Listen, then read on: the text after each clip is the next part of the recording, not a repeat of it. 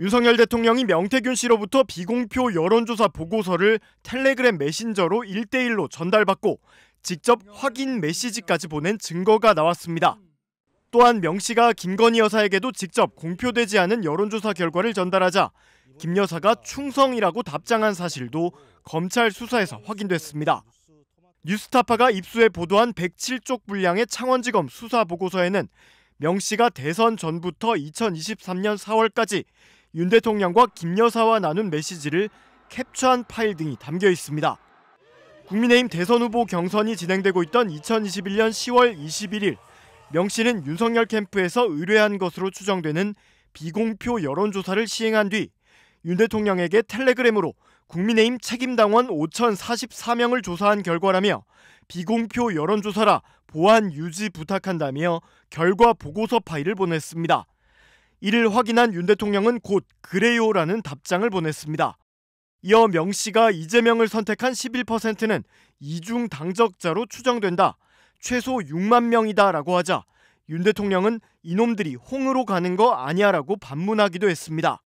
앞서 윤 대통령은 해당 수사보고서가 나오고 3일 뒤인 지난해 11월 7일 기자회견에서 명태균 여론조사와 자신은 관련이 없다는 취지로 해명했는데 이와 배치되는 증거가 나온 겁니다.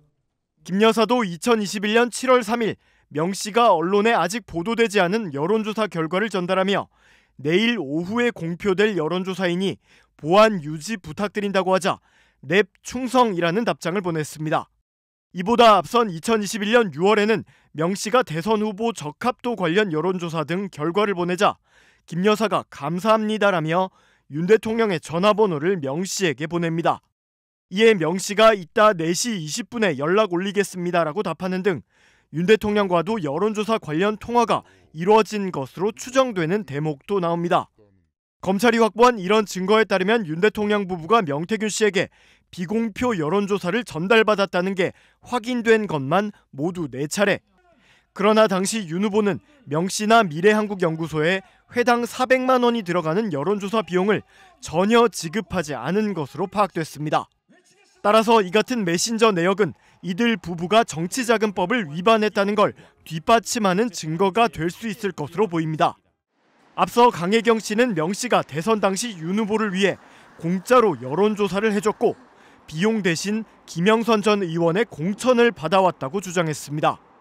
검찰은 작년 11월 이미 이런 증거를 확보해 그 의미를 해석한 수사 보고서까지 작성해놓고도 정작 대통령 부부에 대해선 별다른 조사 절차에 들어가지 않았던 걸로 전해졌습니다.